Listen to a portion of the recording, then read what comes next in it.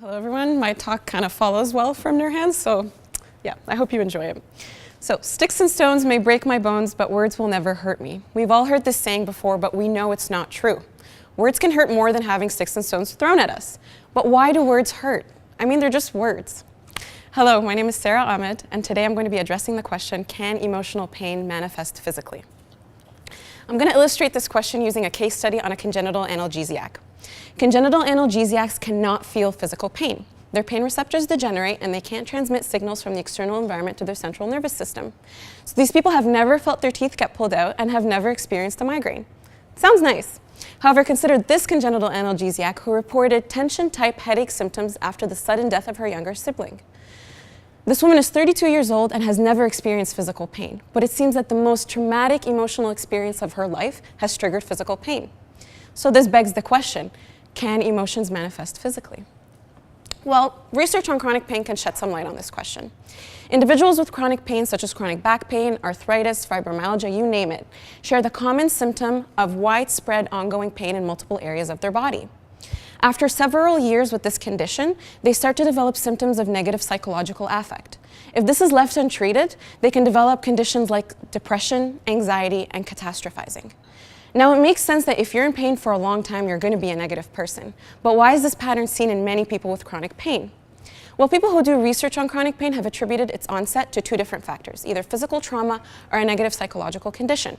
So for example, if you get into a car accident and you sustain a really bad back injury, you're going to be in chronic pain for a short period of time until it heals. In the case that it doesn't heal, it's going to be chronically stimulating the pain circuits in your brain. And similarly, people with depression are chronically stimulating their emotional pain circuits in the brain. Now, if these two circuits overlap, then aggravating one should aggravate the other. And this is what researchers have found. So, from this we can take away that pain is composed of two different components, an affective component and a sensory component. And this is processed in several different areas in the brain, including the dorsal anterior cingulate cortex, the anterior and posterior insula, and the primary and secondary somatosensory cortex. The dorsal anterior cingulate cortex and the anterior insula are involved in the affective processing of pain. So this has to do with the emotional distress you feel when you're in pain. So if you were to get a cut or break a bone, you feel a lot of distress and you might even cry. People with lesions to these areas report feeling pain, but they report not being distressed by it. They're not bothered by their pain. The posterior insula and the primary and secondary somatosensory cortex allow us to localize where pain is in our body and determine how intense that pain is. So for example, if I poke myself here in my arm, these areas are allowing me to find where I'm poking myself and how hard I'm poking myself. People with lesions to these areas feel the emotional distress associated with pain, but they can't localize it in their bodies. So how is emotional pain processed by the brain? Well, let's look at some work in the area of social pain. Cross and colleagues had people relive an unwanted breakup under fMRI by showing them images of their ex-partners. These people showed activity in the anterior and posterior insula, the dorsal anterior cingulate cortex, and the secondary somatosensory cortex, all areas involved in the affective and sensory processing of pain.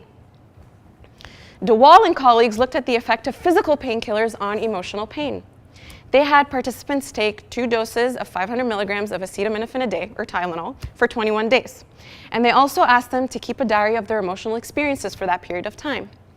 By day 9, represented there by that cross, they found a significant decrease in reported emotional distress and an overall significant decrease in the Tylenol group of reported emotional distress compared to the placebo group. Another group played a ball tossing game that excluded them on purpose under fMRI after taking 2,000 milligrams of Tylenol for 21 days. These people showed less activity in the dorsal anterior cingulate cortex and the anterior insula, areas involved in the affective processing of pain.